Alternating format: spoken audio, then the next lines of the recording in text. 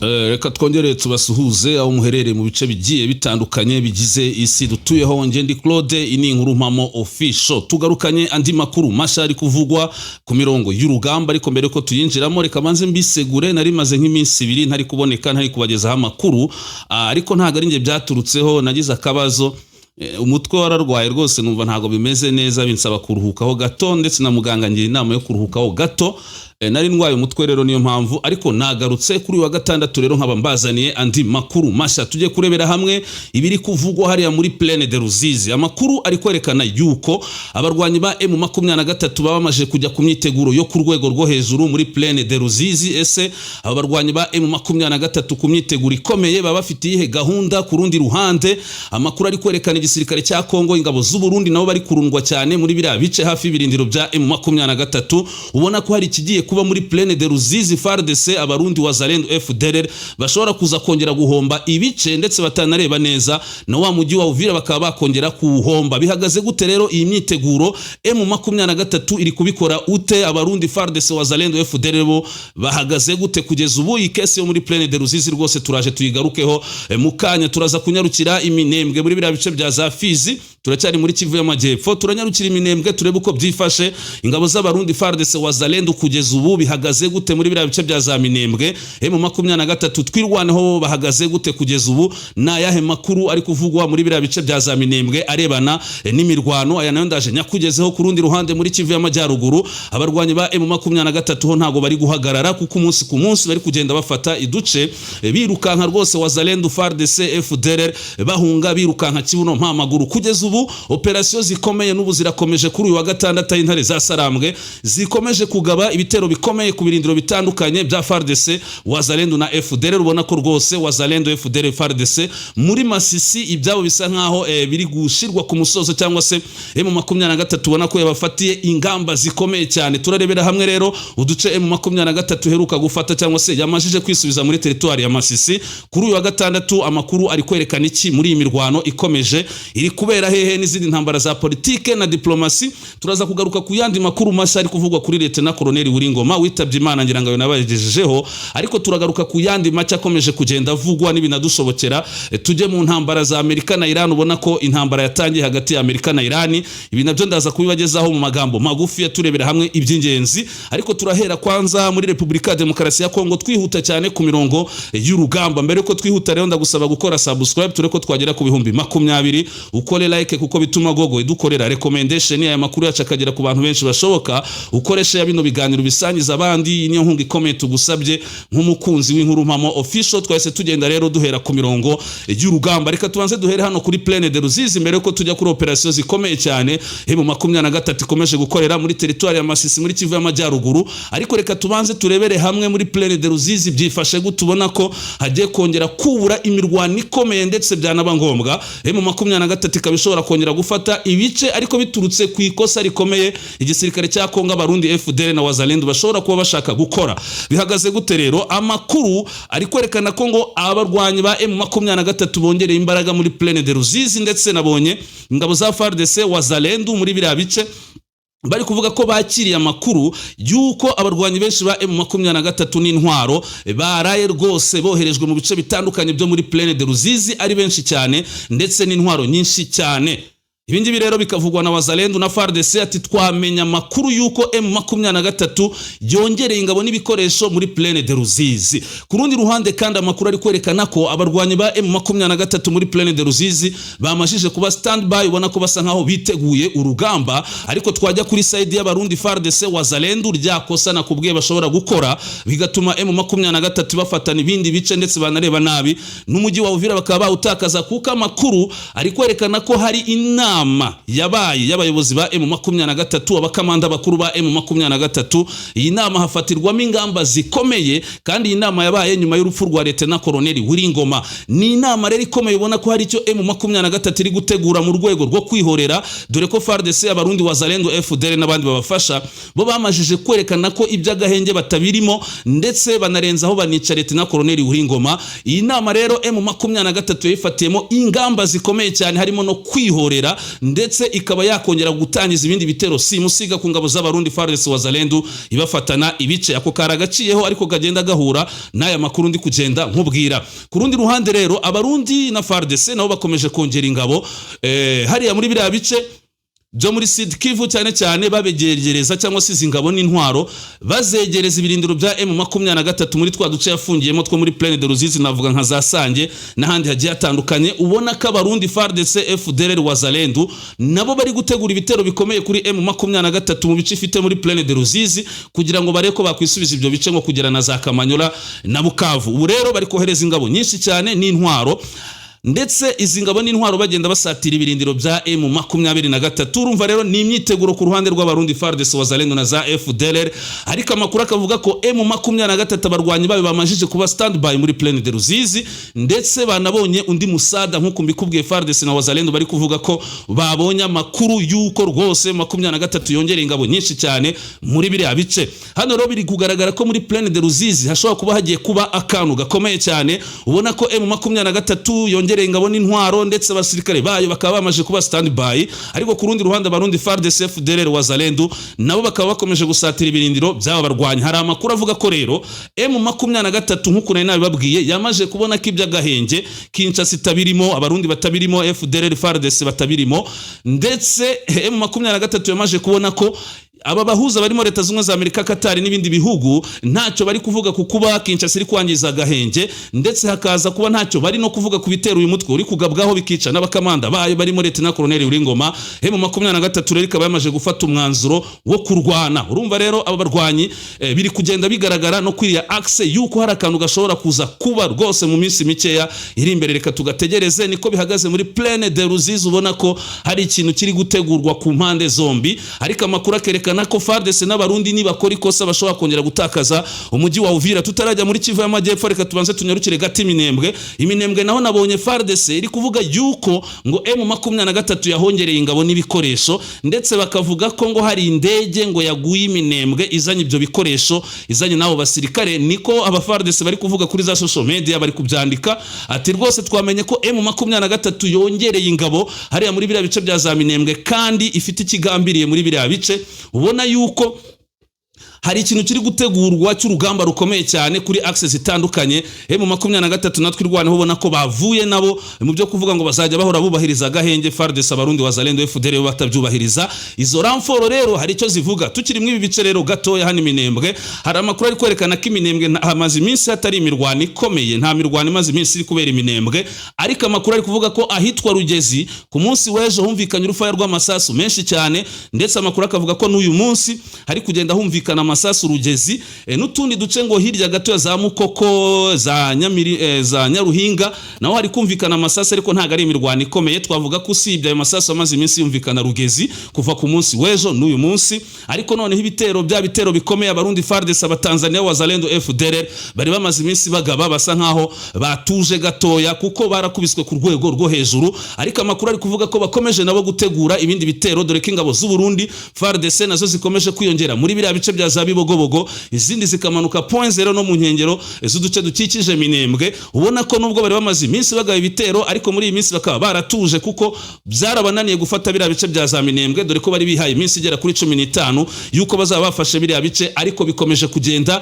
bibananira. Bari kwitegura intambara rero ikomeye. Ingabo z'u Burundi FARDC Wazalendo FDLR bari kwisuka cyane muri biriya bice bya za Bibogobogo za point zero. Ubona ko nabo hari urundi rugamba bakomeje gutegura hariya za Minembwe, ariko ku rundi ruhande intare za Sarambwe n'Amadubu nabo ubona ko bari mu myiteguro ikomeye cyane. Ngira ngo nabikugejejeho isaha n'isaha rero mushobora kumva muri biriya bice yaba Plaine de Ruzizi yaba no mu nkano za Minembwe urugamba rwongeye kubura ku rwego rwo hejuru kandi imirwano ikomeye cyane. M23 natwe irwanaho bishobora kurangira bafashe utundi duce. Reka dute tunyarukira muri Kivu y'Amajyaruguru byifashe gute mbere ko nkugezaho uko imirwano ihagaze kuri uyu wa gatanu hano muri Kivu y'Amajyaruguru muri territoire ya Masisi. Ubwo nge mba nafatiye aho amakuru ageze mashasha. Reka wanda kuko ntakugejejeho update ku munsi w'ejo, tubanze turebere hamwe operation M23 iri gukora muri territoire ya Masisi yisubiza ibice ibyambura Wazalendo FDL na FARDC zigezehe kugeza ubu. Uduce M23 yaba yamajije kwisubiza muri territoire ya Masisi tungana iki nutuhe kuri uyu wa gatanu rero, cyangwa se nako kuri uyu wa gatandatu tariki ya 28 M23 izo operation izigezehe. Amakuru ari kwerekana ko kugeza ubu abarwanyi ba M23 muri Masisi bamaje kwisubiza agace ka Cyugi, bamaje kwisubiza agace ka Gatobo, bisubije agace ka Bahunde, bisubije agace ka Kaniro, bisubije agace ka Bukumbiriri, bisubije agace ka Mihore, bisubije Nkokwe n'utundi duce tugiye dutandukanye, ndetse aba barwanyi bamaje no gufata umusozi uzwi nka Karuvariya. Uyu ni umusozi w'ingenzi cyane kuri M23, byanayifashije guhita yisubiza utundi duce turimo nka Nkokwe na Cyugi ndetse na Gatoyi, niko amakuru abyerekana. Nyuma yo gufata uyu musozi rero uzwi nka Karuvariya, ni umusozi w'ingenzi cyane nyine. FARDC FDL na Wazalendo bari hano Cyugi, bari hano Gatoyi na Nkokwe rwose na Kinigi, ubona ko bahise batangira guhura n'ibyago bikomeye cyane batakaza uduce kubera gufatwa k'uyu musozi wa Karuvariya. Amakuru ari kwerekana ko utuduce twose twa Cyugi, Gatobo, Buhunde, Kaniro, Bukumbiriri, Mihore, Nkokwe, umusozi wa Karuvariya n'utundi duce dutandukanye M23 ikomeje kugenda idufata. Kugeza ubu kandi hari amakuru ari kwerekana kandi gace abarwanyi ba M23 bafashe ku munsi w'ejo. Reka nze wenda nkabagezeho wumve n'akamaro k'aka gace, ubona ko intare zasarambwe rwose muri Masisi ho zariye amavubi. Amakuru ari kwerekana ko abarwanyi ba M23 ejo hari kandi gace k'ingenzi cyane bafashe, ndi kukabona hano imbere yanjye. Reka wenda tubivugeho muri ubu buryo. Imirwano ikomeye yabaye ejo kuwa gatanu muri territoire ya Masisi mu ntara ya Kivu y'Amajyaruguru, yumvikanye mu rusaku rw'intwaro ziremereye n'izorohereje mu gace ka Nyamaboko. Nyamaboko ni groupement ya Nyamaboko ya mbere. Iyi mirwano yasize abarwanyi ba M23 bambuye ingabo za FARDC FDL na Wazalendo akandi gace k'ingenzi cyane. Aka gace na akaherero na gace amakuru avuga ko ari agace kazwi nka Mulema. M23 yongeye kwigarurira agace ka Mulema kari muri groupement ya Nyamaboko ya mbere. Mulema iherereye mu ntera itarenze ibirometero 10 uvuye muri centre za Kazinga na Ngululu, ahafite akamaro mu igenzura ry'imihanda n'imigenderanire y'uturere two mu majyaruguru ya Masisi. Hano rero mukabona ko aka gace ka Mulema kafashwe. Amakuru ari kunyereka ko n'aka gace ka Kazinga ubu kari kugenzurwa n'abarwanyi ba M23, kandi hano M yahatangiye isomo rikomeye rya gisirikare, kuko Wazalendo FDL na FARDC bari hano muri Kazinga. M23 yarabanjira ibagotera muri ibyo bice bya Mahanga na za Kazinga. Imaje kubagota ibarasaho urufaya rwinshi rw'amasasu, bamwe banafashwe mpiri, abandi bahapfa ku bwinshi cyane, ndetse abandi babasha gutoroka barirukanka. Ariko M23 hano mu bice bya za Kazinga na Mahanga yari yabanje kubagota. Ubwo Kazinga nayo iri mu maboko ya M23, ndetse Mahanga yo kugeza ubiragenzurwa n'aba barwanya. Aka gace ka Mulema rero nako kari mu magenzuzi bwa M23 yamaje kukibikaho gafatwa nk'ahantu hafite inyungu zikomeye mu rwego rwa gisirikare, kuko kegereye imihanda ihuza ibice bitandukanye bya Masisi n'uturere twegeranye. Kugenzura Mulema biha uruhande rwa M23 ubushobozi bwo gukurikirana no kugenzura ingendo z'ingabo n'ibikoresho bya gisirikare, ndetse n'itangwa ry'ibiribwa n'ibindi bikenerwa mu gihe cy'imirwano. Nyamaboko ubwayo ni kamwe mu duce twinshi twagiye duhinduranya amaboko mu mezi ashize bitewe n'imirwano ihoraho hagati ya M23 n'ingabo za leta. Kuba Mulema rero yongeye gufatwa n'abarwanyi ba M23 bishobora kugira ingaruka ku mutekano wa Kazinga na Ngululu. Hano rwose Kazinga yahise ifatwa, ahubwo Kazungwe ni Ngululu ahubwo ntacyo nyijeje, ndetse bikongera igitutu ku ngabo za leta ziri muri aka karere.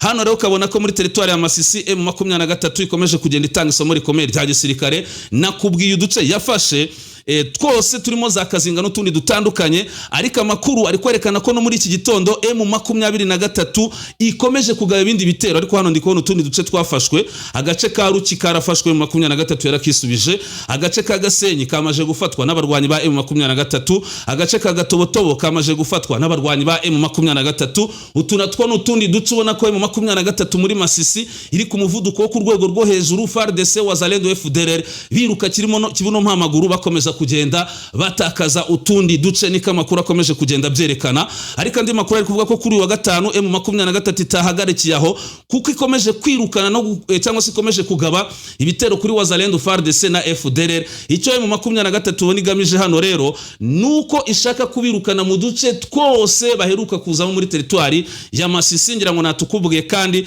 hari n'umukoloneli wa FDL M23 yiciye muri territoire ya Rucuru. Ngira ngo ibyo byo mwarabyumvishe, ariko hano ngira ngo tugendere ku makuru masha turebere hamwe uko byifashe kugeza ubu. Ako karagaciyeho kagaragaza uburyo M23 yahitanye no mu koloneli wa FDL muri teritwari ya Rucuru. Niko amakuru akomeza kugenda abyerekana. Ubwo rero twavuga ko muri Masisi operation zirakomeje n'uyu munsi. M23 ntiri guhagarara, ikomeje kubahiga bukware inisubiza ibice nkuko nkomeje kugenda mbikubwira. Ariko muri Sud Kivu, muri Plaine de Ruzizi no muri bya bice bya za Minembwe muri kumva imyiteguro ikomeye cyane y'imirwano. Amakuru yandi rero ari kwerekana inama yahuje Minisitiri w'Ingabo za Kongo Geikaboy Modiavita imuhuza na ambasaderi wa Leta Zunze Ubumwe za Amerika Kinshasa, ariko ari kumwe n'abandi ba ofisiye b'ingabo za Amerika. Hano rero Kinshasa, amakuru ibinyamakuru byabo byahise byandika ko iyi nama yahuje ambasaderi wa Amerika na Minisitiri w'Ingabo za FARDC, ndetse uyu ambasaderi akaba yaranari kumwe n'aba ofisiye mu ngabo za Amerika,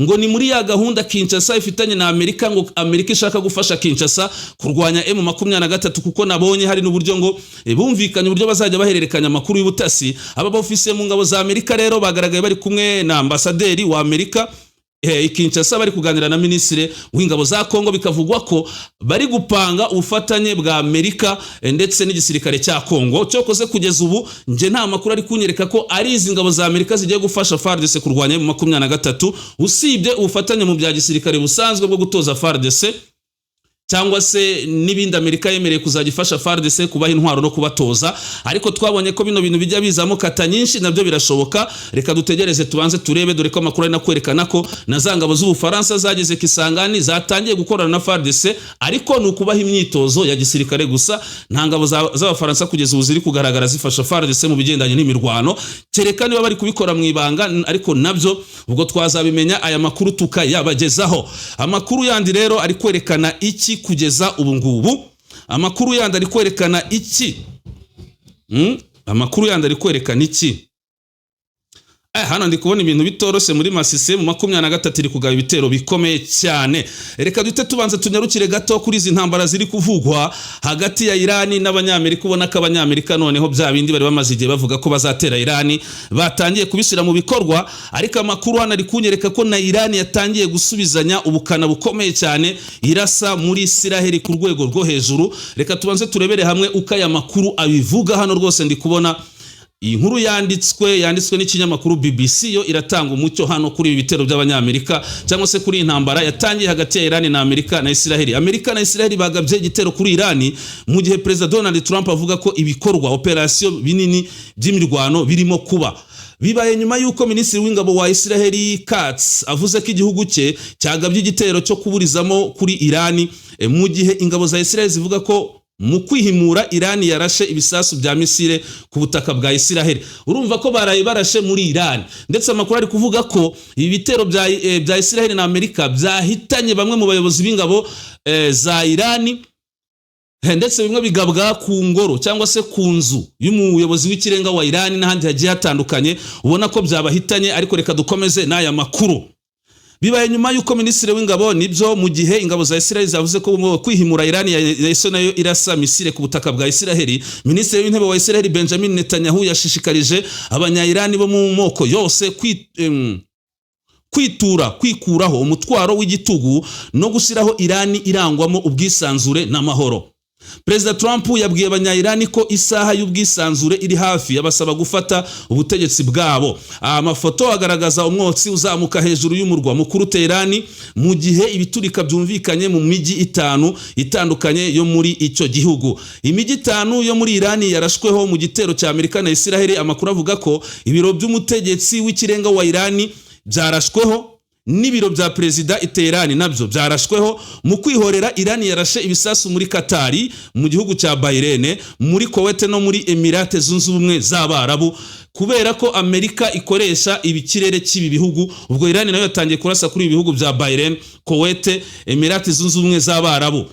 Amakuru yo mu bitangazamakuru byo muri Isiraheli avuga ko Isiraheli yafunze ikirere cyayo ku ndege za gisivile nyuma y'iki gitero cyo mu gitondo cyo kuwa gatandatu. Ibiro ntaramakuru Tasmin byo muri Irani bifite aho bihuriye n'umutwe wihariye wa gisirikare wo mu ngabo za Irani witwa Islamic Revolutionary Guard Corps byatangaje ko ikirere cya Irani nacyo cyafunzwe. Amerika imaze igihe yongera igitutu kuri Irani kugira ngo yemere amasezerano mashya kuri gahunda yayo ya nucleaire.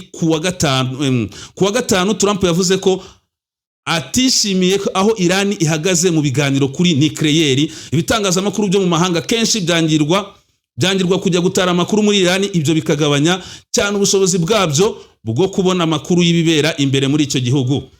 Operasiyo yiswe umutontomo w'intare. Minisitiri w'intebe wa Israel Benjamin Netanyahu yavuze ko ubutegetsi bwa Iran ntibugomba kugira intwaro kirimbuzi za nucleaire. Mu itangazo yasohoye, Netanyahu yagize ati, bavandimwe baturage ba Israel, mu kanya gato hashize Israel na Leta Zunze Ubumwe za Amerika twatangiye operasiyo yo gukuraho inkeke ku kubaho kwacu iterwa n'ubutegetsi bw'iterabwoba bwa Iran.